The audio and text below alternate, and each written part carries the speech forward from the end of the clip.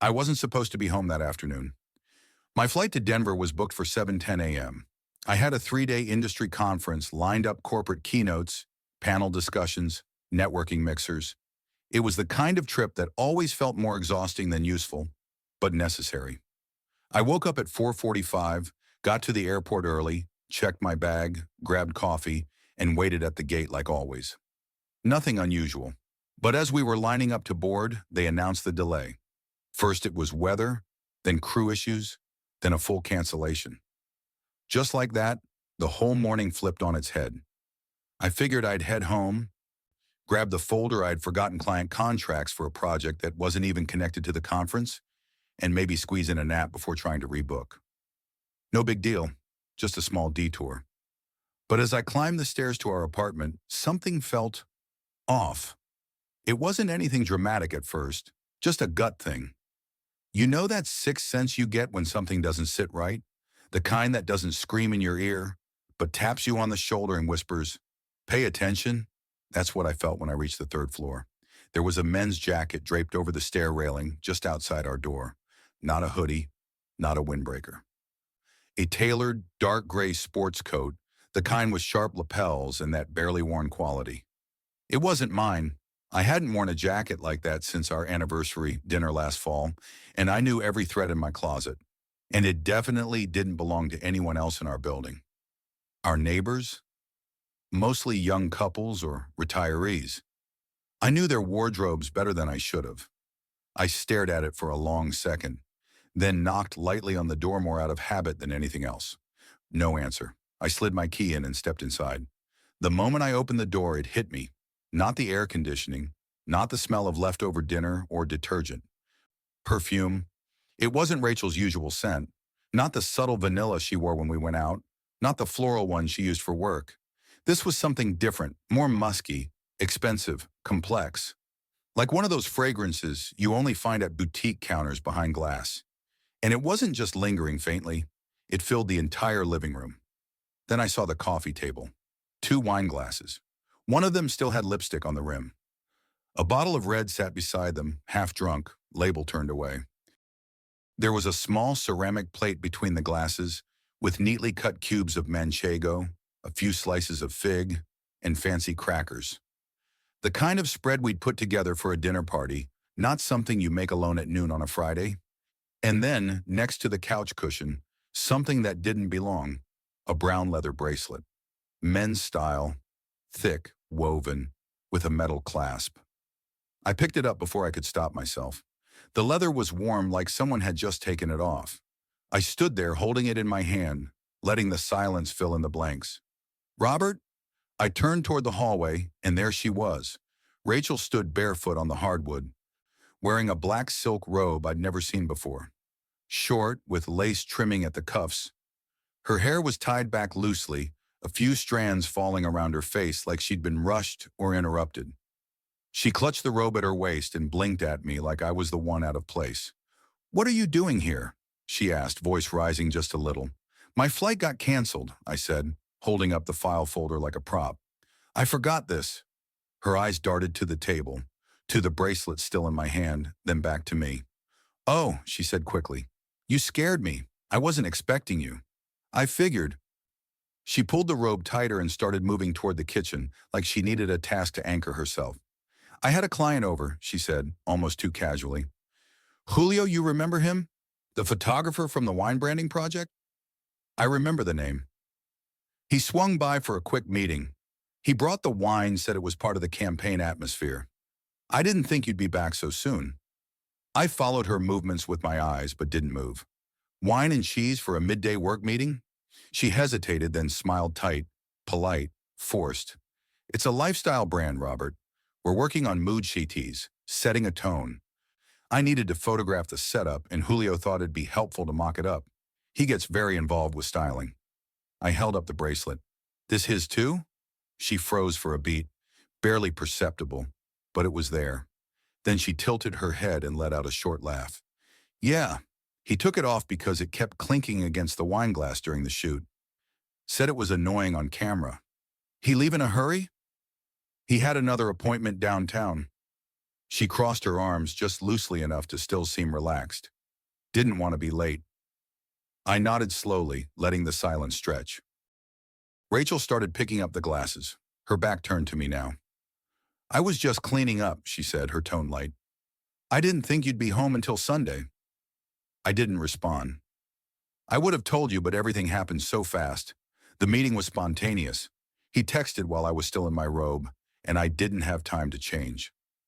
She turned back to face me, her eyes searching my face for something. Agreement, trust, forgiveness. I'm not sure which. Her words made sense. On the surface, everything lined up. There was a work project, a known contact, a plausible reason for the cheese and wine, and even the robe somehow. She gave me answers before I could ask the questions. But that was the problem. She was too ready. And under all that cool control, I could see it, the smallest quiver in her voice, the slight hitch in her breathing. She wasn't relaxed. She was performing. The robe wasn't something she'd ever worn around me. The wine wasn't our brand. The cheese wasn't from our fridge. And the bracelet. There was no reason for it to be out in the open unless someone had been making themselves comfortable. I'll get out of your way, I said finally, tucking the folder under my arm. She blinked. You don't have to. You just got here. Yeah, but you've got branding to shoot and clients to host. I'll let you get back to work. There was a flicker of something in her expression, then relief, maybe, or disappointment. I couldn't tell. She followed me to the door and kissed my cheek lightly, like we were strangers rehearsing affection. I felt nothing. No warmth, no spark, just static. As I stepped into the hallway, I glanced back once more. The jacket was gone from the railing. So was the bracelet. That afternoon cracked something open in me. I didn't show it, didn't say anything, didn't accuse her. I went back to the airport, rebooked for a later flight, and flew to Denver like nothing had happened. Sat through 2 days of networking events, smiled through keynotes, even laughed at cocktail hours. But inside, I was somewhere else entirely. Back in that apartment, holding that bracelet, watching Rachel pretend like it was just another work meeting. And once I had that doubt in my head, I couldn't unsee it. The strange thing is, it wasn't like I hadn't noticed her changing before. I had. I just didn't let myself believe it meant anything. You get busy, you get tired, you start chalking things up to stress or mood or bad sleep. You say, it's a phase, and you keep going. You keep trusting. But now looking back, the signs were everywhere. It started with her phone. Rachel used to leave it anywhere on the counter, in the bathroom, face up on the couch. It was always open, unlocked, like she didn't have anything to hide. We'd scroll through photos together or play songs through her Spotify when we cooked. It was normal. Then a few months ago, she added a lock screen. Not a fingerprint or Face ID either. A 6-digit code. Subtle. She didn't mention it. I noticed the first time when she left the room and the screen lit up with a message, but I couldn't see what it said. Just a name. J. And a preview. Still thinking about you. Then it disappeared. When I asked her about it later, she laughed. Oh yeah, she said. Work started cracking down on client confidentiality. New policy. She waved it off and I let her. Then came the late nights. Rachel works in marketing. She's a consultant for startups mostly. Sometimes that means odd hours calls with clients in different time zones, product launches, brand rollouts. I never questioned it, but something shifted. She started coming home later. Not once or twice. Almost every night. I had to stay late and help the founders with pitch decks. There was a networking mixer I couldn't skip. I got roped into a post-launch dinner. Total chaos. All of it made sense, but none of it ever left a trace. No swag bags, no name tags, no receipts, no photos on her phone, no LinkedIn posts about the brands she used to be so eager to promote. When I asked how things were going with certain clients, she got vague, shrugged it off, said it was just okay or not exciting. The energy she used to have about her work gone. Then there was the night she said she was going to a women's business seminar. I remember because she seemed excited about it. She told me about it during breakfast, how it was all about female entrepreneurs and building sustainable businesses. She said it was across town in one of those trendy co-working spaces. I told her it sounded cool and that I'd order takeout and catch up on some reading. She left around 5 p.m., dressed business casual, notebook in hand. At 8:37, I was scrolling through Instagram, just passing time. That's when I saw her friend Lila's story, a group selfie in a bar, all of them holding cocktails, and right there in the middle Rachel, not dressed for a seminar, dressed for a night out, laughing, happy, wine glass in hand. The caption read, "Finally a real girls' night." When she came home that night, I didn't say anything. I wanted to, but I didn't. She dropped her bag on the floor, kicked off her heels, and gave me a quick kiss on the head. "How was the seminar?" I asked. She smiled. "Long, but worth it." I watched her pour a glass of water like nothing happened. Like the version of her in that Instagram story was someone else entirely. A few days later, I was grabbing something from the laundry basket when I found a bottle of water with a hotel logo on it, a boutique place downtown we'd stayed at once years ago for our anniversary. It was distinctive. The label had this gold foil pattern, almost like Art Deco wallpaper. I held it up when she came in. "Oh," she said, "I must have grabbed it from the client's office. I think they're working out of a hotel suite while their lease gets finalized." That sounded plausible, but her eyes didn't meet mine when she said it. Still, I let it go. Again. Then I found the key card. I wasn't snooping. I was looking for my old hoodie in the coat closet when it slipped out of one of her scarves. It was tucked between layers like it had been stashed away in a hurry. Same hotel as the water bottle. Clean white plastic with a gold stripe. No room number. I stood there with it in my hand for a long time. She walked in and froze. "What's that?" "You tell me." Her explanation?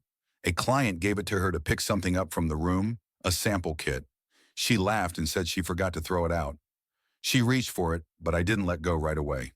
Then I did. That night I checked our shared credit card statements. I'd never looked before, not really. We had a system. She handled groceries and household stuff. I covered the mortgage and utilities. It was clean, easy. But now I was seeing it differently. Multiple charges at that same hotel. Small amounts parking, bar tabs, room service. Nothing big enough to jump out, but regular, frequent. Then as I was scrolling, I saw a charge from a lingerie boutique. One I only recognized because we'd walked past it once, and Rachel joked it was too fancy for anyone with a mortgage. I clicked the transaction. It was from 2 weeks ago. The next day when she left for yoga, I checked the closet. Not her regular drawer, the deep one under the scarves and travel bags. There it was. Lingerie I'd never seen before. Black, sheer, intricate, expensive, delicate to the point of impractical. Not the kind of thing you wear for comfort, not the kind of thing she'd ever worn for me. I sat on the floor for a long time after that, just sat there, the drawer still open, the scarf I'd moved still in my hand. I wanted to believe there was a reason, that maybe she was surprising me, that maybe she was trying to feel confident again, that maybe she bought it for us. But the moment had already passed. The truth wasn't hiding. It was right in front of me, in the little details, the way she never left her phone unattended anymore. How she took calls in the bathroom, how she changed her passwords without saying anything. The way she always seemed slightly too cheerful when she left, and slightly too tired when she came home. It wasn't just the lies. It was the performance, the stories, the smiles, the half-truths wrapped in charm. The way she'd start talking before I even asked a question. The way she anticipated the doubts and shut them down before I voiced them, like she'd practiced it. That was what got me the most. Not the jacket, not the bracelet, not even the lingerie. But the idea that this had been happening for weeks, maybe months, and she thought I'd never notice. Or worse, that I'd notice and still do nothing. Maybe she wasn't wrong. Because for a while, that's exactly what I did. Nothing. But inside, something was shifting. I stopped seeing Rachel as my wife and started watching her like a stranger. For weeks, I floated in that space between doubt and denial. I had all the puzzle pieces scattered around me, but I kept telling myself the picture wasn't complete, that maybe, just maybe, there was a version of this story where Rachel wasn't lying to me, where the wine glasses, the perfume, The bracelet, the lingerie, the hotel keycard, where all of it had some innocent explanation, and I was just overthinking it, but I wasn't. I know that now because the moment that broke everything didn't come with some dramatic reveal. No confrontation, no secret photos, no angry texts discovered by accident. It happened with a phone call. One stupid, careless phone call that took all the pieces I'd been trying to fit into something reasonable and snapped them into place with cruel clarity. It was a Thursday evening. I remember because I was cooking dinner chopping vegetables, half distracted by a podcast, thinking about absolutely nothing. Rachel had said she was out at a business dinner with a potential investor. Her words, not mine. She'd even shown me the reservation confirmation on her phone earlier in the day, just in case I wondered where she was. Like she knew I'd be wondering. I didn't think much of it. Honestly, by that point, I had trained myself not to think. At 7:43 p.m., my phone rang. It was Rachel. I wiped my hands on a towel and answered. "Hey," I said, keeping my voice casual. There was noise on the other end, glasses clinking, laughter, ambient chatter. It sounded like a restaurant, sure, but not the kind where you'd be discussing financial forecasts. The background felt intimate, lively, not professional. "Hey, babe," she said, a little breathless. "Just wanted to let you know I might be late getting home. Dinner's going longer than expected. Don't wait up, okay?" I could tell she was smiling when she said it, like she was trying to keep things light. "Sure," I said, keeping my tone steady. "Everything going okay?" "Yeah, totally fine. Just talking numbers, you know. Boring stuff." I nodded even though she couldn't see me. "All right, drive safe." We said our goodbyes. She hung up, or so she thought, because the call didn't actually end. I don't know if her phone glitched or she accidentally hit the wrong button, but the line stayed open. I was about to end it on my end when I heard it, her voice clearer now. "Sorry about that. It was Robert." A man laughed in the background, deep, confident. "He buy the business dinner thing?" he said, chuckling. "Of course he did," Rachel said, her tone playful and low. "He trusts me." There was a pause, then the sound of a chair scraping against the floor, silverware shifting, someone leaning in. "I still can't believe you haven't told him yet." Rachel's voice dropped even lower, like she was trying not to be overheard. "I told you I will. Just not yet. He's been stressed with work, and I don't want to drop everything on him at once." "You mean you don't want to give up the house just yet?" the man said, laughing again. Rachel didn't deny it. Instead, she laughed too. And then, God help me, I heard it. A kiss, muffled, quick, but unmistakable. And after that, her voice, softer now, with that breathy tone I hadn't heard directed at me in a long time. "I missed you today." "Did you?" he replied. Another pause. Then came the sound that ended every illusion I had left her moan. Short, quiet, but real. I stood there in the kitchen, phone still pressed to my ear, heart thudding in my chest like it was trying to escape. I didn't hang up. I didn't move. I just stood there and listened until the call finally disconnected on its own. I don't remember how long I stood in that kitchen. Could have been 10 minutes. Could have been an hour. The vegetables I'd been chopping sat untouched. The burner was still on under the pot. The podcast had stopped. Everything felt frozen in time except for the storm building in my chest. It wasn't suspicion anymore. It wasn't a theory. It was fact. She was cheating on me. And worse, she was comfortable doing it. She wasn't in turmoil. She wasn't second-guessing herself. She was laughing, joking, kissing, moaning, telling him she missed him. All while I stood in the home we built together, surrounded by photos of us smiling on vacations and holidays and anniversaries that apparently meant nothing to her anymore. That night, she came home around 11 p.m. I was in bed, lights off, pretending to be asleep. She tiptoed in like she always did, thinking she was being subtle.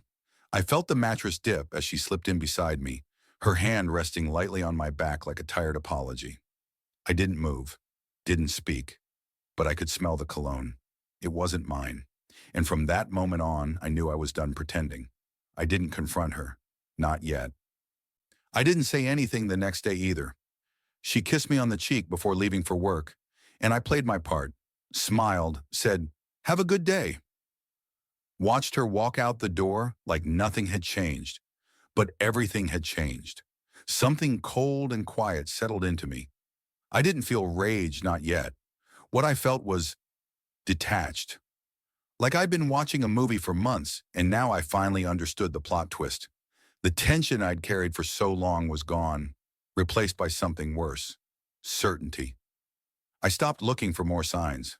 I didn't need them. I had all the proof I'd ever need. She wasn't mine anymore. Maybe she hadn't been for a long time. I just hadn't realized it. Or maybe I didn't want to. And the most painful part, I still loved her. Even after everything I'd heard, after that call, after the kiss, after the laughter, I still loved her. But that love had nowhere to go. It just sat in my chest like a weight, heavy and useless. Over the next few days, I went through the motions.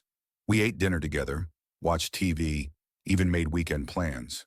She was all smiles, all casual affection, like nothing had happened. Maybe she thought she'd gotten away with it. Maybe she thought I was too naive to connect the dots. Or maybe she didn't care if I did. And honestly, that part hurt the most, because it wasn't just the betrayal, it was the way she did it effortlessly, without guilt, without hesitation. Like I was some prop in her life she could put on a shelf when it wasn't convenient. Like I didn't matter. I kept hearing her words on that call in my head. "He trusts me." She'd said it like it was a punchline. Like my faith in her was a flaw. I had trusted her with everything. And now I had to live with the fact that she'd used that trust as a shield while she carved out a secret life behind my back. I didn't sleep much after that night. I'd lie awake next to her, listening to her breathe, wondering how many times she'd kissed him with the same mouth she used to tell me she loved me. I wondered what his apartment looked like, what they talked about, what inside jokes they had, now jokes I'd never understand. I didn't want to wonder, but I couldn't stop. Still, I said nothing, because now I had a different plan. I wasn't going to explode. I wasn't going to beg. I wasn't going to give her a dramatic scene to twist into another story. No yelling, no accusations. I was going to be still, because the next time I moved, it would be final. After that phone call, after the sounds and the laughter and the truth I couldn't unhear, something inside me changed. It wasn't immediate. I didn't spring into action the next morning or rip the covers off our life like some movie scene. No, it was slower than that. Quiet, cold. A shift from believing the best in her to preparing for the worst. And it didn't take long for the cracks to widen. I started small, not with Rachel herself, but with her tech specifically, an old iPad she used to keep in the kitchen drawer. A relic from our early years together, mostly forgotten. She used to read recipes on it, play Spotify when she cooked. But once she got a newer model, this one collected dust. Or so I thought. One night, after she went to bed early claiming a migraine, I sat alone in the living room. I couldn't watch TV, couldn't read. My mind just kept looping through that dinner call, over and over again. I found myself drawn to that drawer like muscle memory. I opened it, pulled out the iPad, and hit the power button. It blinked to life. No password. Maybe she'd forgotten it was still connected to her iCloud. Or maybe she never imagined I'd think to check. Either way, it took less than a minute before the notifications started flooding in. Messages, hundreds of them, most from a single name: Josh. I didn't recognize the name at first, but I didn't need to. I knew. Deep down, I already knew who he was. I opened the messages. My stomach knotted with every scroll. They went back months. Not just texts, photos, voice notes, videos. He called her Ray, said things like, "I hate when you go home to him," and "next time, let's just stay in bed all day." She replied with heart emojis, with selfies taken in our bedroom. In our bed. Some of the pictures were time-stamped on nights she claimed to be working late or attending client events. The same nights she'd come home tired and distant. The same nights I'd asked how it went, and she'd smiled like everything was normal. But nothing had been normal. There were also group chats, a small circle of people, her and 3 others. The tone was casual, friendly, like they all knew each other well.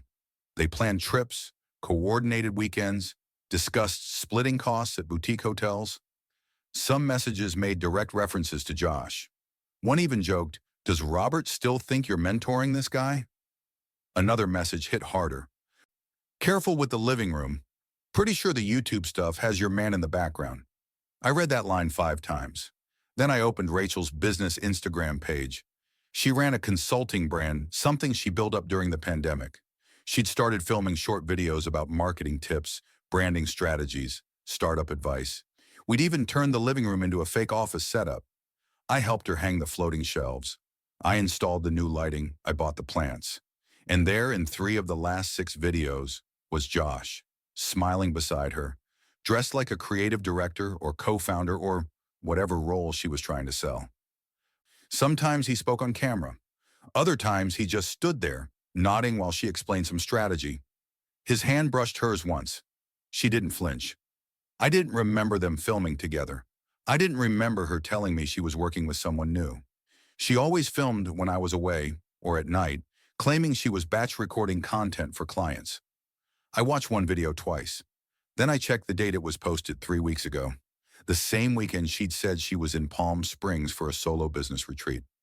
I remember her calling me from the hotel room, telling me she was journaling, meditating, getting clarity on where I want to go next, she'd said. Turns out she meant with him. There were more signs I hadn't connected before. More clues that now clicked into place like the final snaps of a lock. Like the black hoodie I found under the couch cushion, too large to be hers, not mine. Or the 2 coffee mugs in the sink when I knew I'd only used one. Or the time she'd panicked when I almost grabbed her gym bag, saying it had a client's documents in it.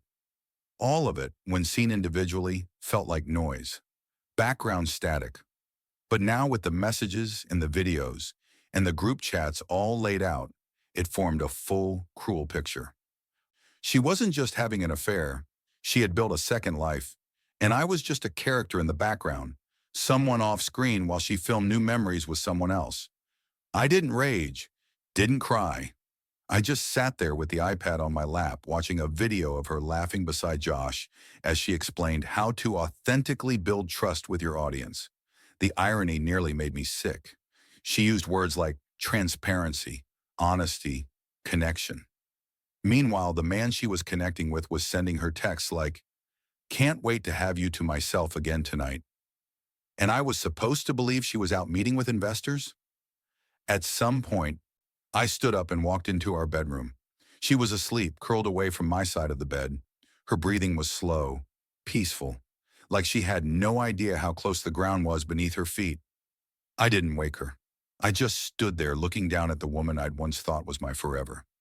I wondered how she'd justify it all when the truth came out. If she'd call it a mistake, a phase, a moment of weakness. If she'd try to flip it around on me, say I was distant, unavailable, too focused on work, that I didn't see her anymore. But the truth is, I saw her too clearly now, and I couldn't unsee it. The next morning, I went through the tablet again and downloaded everything screenshots of texts, timestamps, group messages, even the video links. I emailed them to myself under a vague subject line and deleted the history. I even backed up the photos onto a flash drive, just in case. I wasn't sure what I was going to do with it all yet, but I knew I wasn't going to confront her without it, because she was good at lying. Too good. She could twist things in the moment, throw just enough doubt in the air to make me question what I'd seen, what I'd heard. But this was evidence. This was truth in writing, in pixels, in her own damn words. She couldn't erase this. Not like she'd erased the version of us I thought still existed. That afternoon, I opened a private folder on my laptop and named it Documents. Inside, I created subfolders: texts, photos, videos, financial. I didn't know exactly why I was organizing it that way. Maybe it was instinct.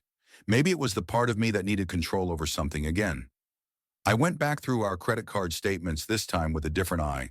Dozens of small charges popped up: bars, restaurants, ride shares to neighborhoods she never mentioned. A boutique hotel I knew damn well wasn't near any of her clients. One charge hit particularly hard. It was from a jewelry store, the same one where we'd bought our wedding bands. She'd been there last month. The item? Men's bracelet. No receipt details, but I didn't need them. I had already held it in my hand. She hadn't just shared her body with someone else. She'd given him gifts. Time, laughs, intimacy, business, travel. A version of herself that used to be mine alone. That version was gone now, parceled out and repackaged for someone new. And I was done being a footnote. The next time she told me she was working late, I didn't ask questions. I just nodded, smiled, and logged in. I didn't tell anyone. Not my brother, not my closest friend from college. Not even the one coworker I usually vented to over drinks when life got too heavy. What was I supposed to say? That my wife, the woman I'd built a home with, traveled with, celebrated birthdays and job offers, and New Year's Eve kisses with, had constructed a second life behind my back?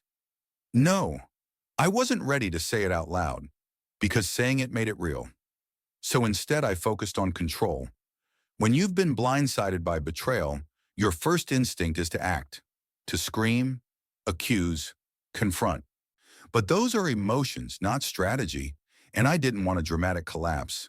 I didn't want to be another guy yelling in a kitchen while his wife cried and denied. I wanted clarity, so I became methodical. Every night after Rachel went to sleep or claimed she was working in her office downstairs, I gathered more. Quietly, cleanly, no traces, no signs. First, I organized everything from the tablet. Screens, dates, names. I started building a timeline. I cross-referenced her excuses, client dinner, branding shoot, girls' retreat, with the group chat plans and the hotel reservations. Almost every excuse matched up with a message from Josh or someone in their circle. Next came finances. I opened a private checking account under my name only. Same bank, different login. I slowly began diverting deposits, my work reimbursements, a freelance payment here and there. I adjusted my direct deposit settings to split between accounts, just enough to go unnoticed. Over time, a separate safety net began to form. I also changed the passwords on every joint service I had set up years ago. Apple ID, Google Drive, Dropbox. Anything I'd once given her access to, I started locking doors she didn't know she had keys to. At the same time, I made sure not to raise suspicion. I was present, polite, even affectionate when I had to be. She'd lean into me on the couch during a movie and I'd let her. She'd kiss my cheek before leaving, and I'd kiss hers back. Not because I wanted to, but because that's what chess looks like before checkmate. One afternoon, while she was at a pitch meeting, I took inventory of every legal and financial document in the house. Marriage license, tax returns, bank statements, title deeds. I scanned and saved everything, labeled it, stored it on both an encrypted USB drive and a cloud folder under a throwaway email account. I also started documenting her absences. Nothing dramatic, just notes, dates, times, where she claimed to be, how long she was gone. I even started keeping screensheets of her social media activity Instagram stories, posted from angles that looked suspiciously like hotel lobbies, but labeled with vague captions like client workspace or studio vibes. Then came the photos. I borrowed an old iPhone from a friend who was upgrading, told him I needed a backup device in case mine broke. I didn't tell him what it was for. I used it exclusively to take pictures. A wine glass with lipstick in the sink. 2 coffee mugs on the nightstand when I'd only used one. A man's sock I found behind the dryer black with a red stitched logo I didn't recognize. The moments stacked up like bricks. Not one was enough to break the wall on its own, but together they built something undeniable. And yet I never opened her phone. Not once. She guarded it like a lifeline now, kept it face down, silent, always nearby. But I never touched it, because I didn't need to. I already had more than enough. One evening I booked a quiet consultation with a family law attorney. Her name was Vanessa, calm, sharp, with a reputation for clean break strategies and high conflict negotiation. I met her on a Thursday morning, told Rachel I had an early call with a vendor. We sat across from each other in her downtown office, floor-to-ceiling windows behind her. Sunlight hit the table, but I felt like I was underwater. I told her everything, not in anger, just the facts. Vanessa listened, nodded occasionally, and finally leaned back. "You're ahead of most people," she said. Is that good or bad? It's smart, she replied, because when this unfolds, and it will, you'll be prepared. She explained my options: legal separation, fault versus no fault, community property laws in our state. She showed me how to position the documentation I'd collected to avoid alimony, how to protect the house, how to ensure a clean division of shared accounts. When I asked if I should confront Rachel before filing, she paused. That depends on, she said. Do you want an emotional confrontation or a strategic exit? I thought about it. I want freedom, I said. She nodded again. When I left, I felt lighter, not better, but grounded. The next day, I sat at our kitchen table and looked around the house like I was seeing it for the first time.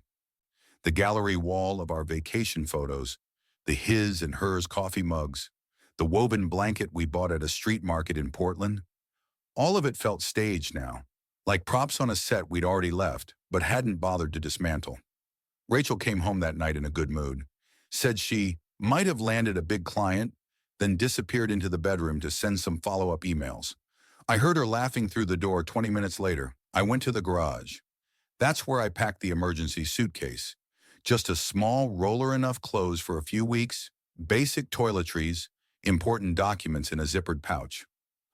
I hid it in a storage bin beneath old holiday decorations she hadn't touched in years. I didn't intend to use it right away, but it was there, ready. Every day after that, I lived two lives.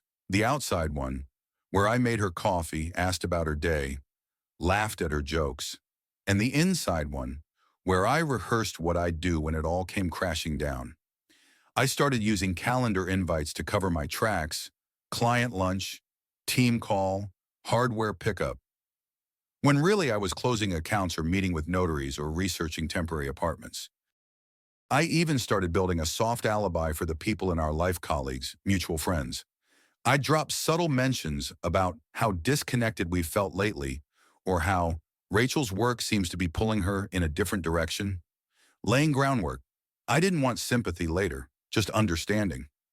Rachel, meanwhile, was either oblivious or overconfident. Maybe both.